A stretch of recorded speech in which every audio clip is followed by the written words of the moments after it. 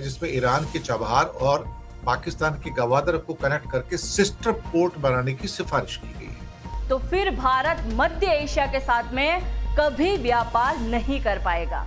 भारत तो खैर उसको सरेंडर कर ही चुका है। ये पूरी तरीके से हमारे हाथों से निकल जाता है तो भारत की रणनीति को यहाँ बहुत बड़ा झटका लग सकता है।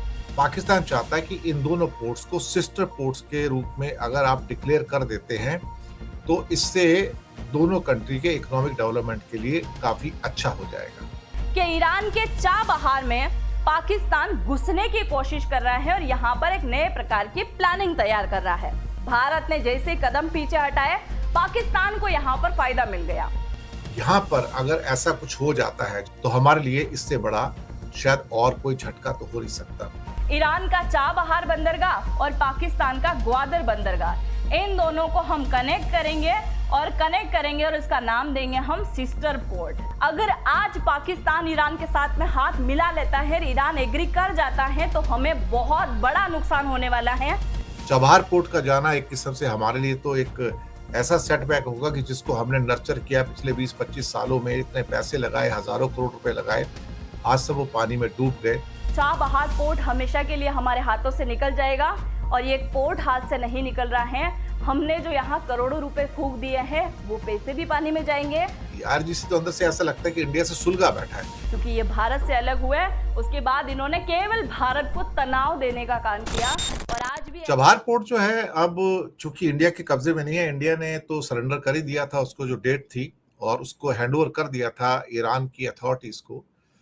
अब शायद ये ऐसा लग रहा है कि हैंडओवर हो जाएगा चाइना को या कोई ऐसी व्यक्ति को जो चाइना से रिलेटेड होगा। डायरेक्टली चाइना को नहीं होगा तो चाइना से जो रिलेटेड होगा उस कंपनी को उसे दे दिया जाएगा इनडायरेक्टली। तो बात तो एक ही है। चबहार पोर्ट जो है इस समय ऐसा लगता है कि अब भारत के हाथ से तो जा ही चुका था, आपको पता ही है, वो डेट तो पहले भी हो गई थी, 26 अप्रैल की शायद वो लास्ट डेट थी, वो जा चुकी है। और इंडिया ने उसको ईरान को ट्रांसफर कर भी दिया था उसको, जो कि ईरान के अंदर पोर्ट है। लेकिन अब यहाँ पर सुना है कि पाकिस्तान के वर्ल्ड बैंक के फॉर्मर जो एडवाइजर हैं, अब अहमद मुख्तार नक्शबंदी ने एक प्लान पेश किया है जिसमें ईरान के चबहार और पाकिस्तान के गवादर को कनेक्ट करके सिस्टर पोर्ट बनाने की सिफारिश की गई है। उनका कहना है कि अगर ऐसा हो जाता है तो ये सिस्टर पोर्ट बनाकर करीब 10 बिलियन डॉलर का कारोबार शुरू किया जा सकता है। भारत तो खैर उसको सरेंडर कर ही चुका है और ये पाकिस्तान चाहता है कि इन दोनों पोर्ट्स को सिस्टर पोर्ट्स के रूप में अगर आप डिक्लेयर कर देते हैं तो इससे दोनों कंट्री के इकोनॉमिक डेवलपमेंट के लिए काफी अच्छा हो जाएगा। अब इंडिया इस प्लान को थोड़ा सा एक डाउट के हिसाब से देख रहा है और मैं तो खैर ये मानकर चल रहा हूं कि जो गवादर पोर्ट जो है वो तो मुश्किल से 60-70 किलोमीटर दूर के बॉर्डर से दूर है और 60-70 किलोमीटर आगे चबहार पोर्ट है। करीब 140 ऑड किलोमीटर, 150 किलोमीटर की टोटल दूरी है दोनों के बीच में, इससे ज्यादा नहीं है।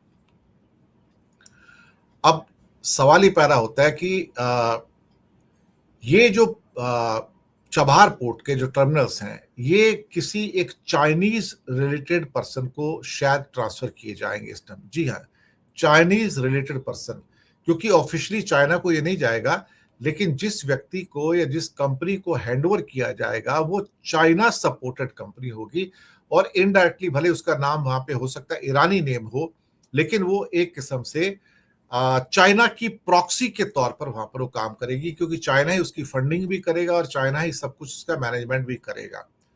अब इससे क्या हुआ है कि ईरान ने जब से हॉर्मुज की स्ट्रेट को बंद किया हुआ है और ये जो चबहार पोर्ट था ये हॉर्मुज से बाहर था एक्चुअली, तो इसके ऊपर इतना फर्क नहीं पड़ता था। तो यहां से कुछ ना कुछ क्या कहते हैं कि आना जाना सब लगा हुआ था शिप्स का। अब ब्लॉकेड हो गया तो इसके पीछे भी काफी प्रॉब्लम्स हो गई हैं। अब मुसीबत ये है कि यहाँ पर अगर ऐसा कुछ हो जाता है जहाँ पे चबहार पोर्ट हिंदुस्तान से निकलकर और उसको किसी चाइनीज कंपनी को देने की जो बात चल रही है इस टाइम, अगर वो हो जाती है तो हमारे लिए इससे बड़ा शायद और कोई झटका तो हो नहीं सकता। चबहार पोर्ट का जाना एक किस्म से हमारे लिए तो एक ऐसा सेटबैक होगा कि जिसको हमने नर्चर किया पिछले 20-25 सालों में, इतने पैसे लगाए, हजारों करोड़ रुपए लगाए, आज सब वो पानी में डूब गए, क्योंकि मोदी सरकार खुले रूप से इजराइल और अमेरिका के क्या कहते हैं गोदी में जाके बैठ गई। और नेचुरली फिर ईरान की नाराजगी तो होनी ही थी, वो फिर इंडिया को क्यों देगा, इंडिया को अल्टीमेटली वो चबार पोर्ट क्यों देगा, वो नहीं देगा। उसकी नाराजगी आईआरजीसी की तो बहुत बड़ी नाराजगी है। आईआरजीसी तो अंदर से ऐसा लगता है कि इंडिया से सुलगा बैठा है, हालांकि इंडिया के लोगों के प्रति उनकी कोई ऐसा कुछ नहीं है, लेकिन सरकार के प्रति उसे पता कि मोदी सरकार पूरी तरह से इजरायलियों की सरकार है या फिर अमेरिकन की सरकार है, तो वो उससे बड़ी नफरत है उनको। और जो भी इजराइल को सपोर्ट करते हैं, अमेरिका को सपोर्ट करते हैं, आईआरजीसी उनसे भी नफरत करती है एक्चुअली।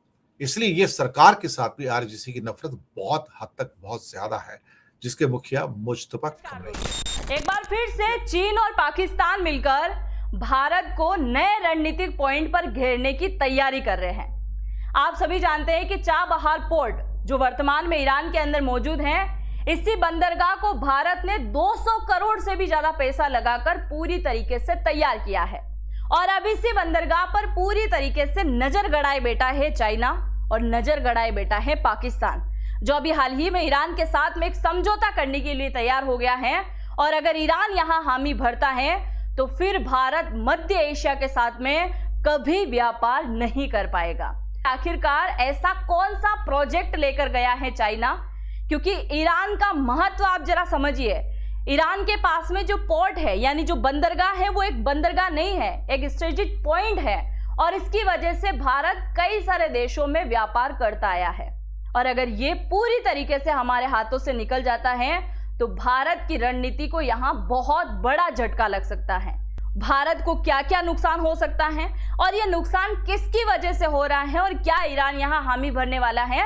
सबसे पहले आप जरा यहाँ पर देखिए, अभी सुबह एक खबर निकल के आती है कि ईरान के चाबहार में पाकिस्तान घुसने की कोशिश कर रहा है और यहाँ पर एक नए प्रकार की प्लानिंग तैयार कर रहा है। अच्छा, पाकिस्तान की इतनी हिम्मत कैसे हो गई है कि ये प्लानिंग कर रहा है, ऐसा कर कैसे सकता है? तो इसकी शुरुआत होती है इस चच्चा की वजह से, यानी ये ट्रंप चच्चा की वजह से वो इतना बौखला रहा है। अब हुआ क्या था, आप सभी जानते हैं कि अभी हाल ही में इजराइल, ईरान और अमेरिका का युद्ध हुआ और इसी युद्ध की वजह से अमेरिका ने एक बार फिर से ईरान के ऊपर प्रतिबंध लगा दिया कि ईरान दुनिया के किसी भी देश के साथ में व्यापार नहीं कर सकता, आदान प्रदान नहीं कर सकता। और इससे पहले भारत को ईरान के चाबहार पोर्ट को लेकर, ये आपको दिखाई दे रहा है ईरान, और ये यहाँ पर मौजूद है चाबहार पोर्ट। चाबहार पोर्ट ये आपको दिखाई दे रहा है, ये है चाबहार पोर्ट। इस चाबहार पोर्ट के ऊपर भारत ने बहुत पैसा लगा रखा था, इसलिए अमेरिका ने कुछ साल इसके ऊपर छूट दी कि आप यहाँ से व्यापार कर सकते हैं। पर अभी हाल ही में ये छूट खत्म हो गई है, अभी 2026 के अंदर, यानी शुरुआती 3 महीनों के अंदर ये पूरी तरीके से छूट खत्म हो गई। ये छूट खत्म होने के बाद अमेरिका ने इतना प्रतिबंध लगाया ईरान के ऊपर कि कोई भी देश वहां पर जाकर इन्वेस्ट नहीं करना चाहता और भारत भी अब चाबहार के यहाँ से कदम पीछे हटाता हुआ दिखाई दे रहा है।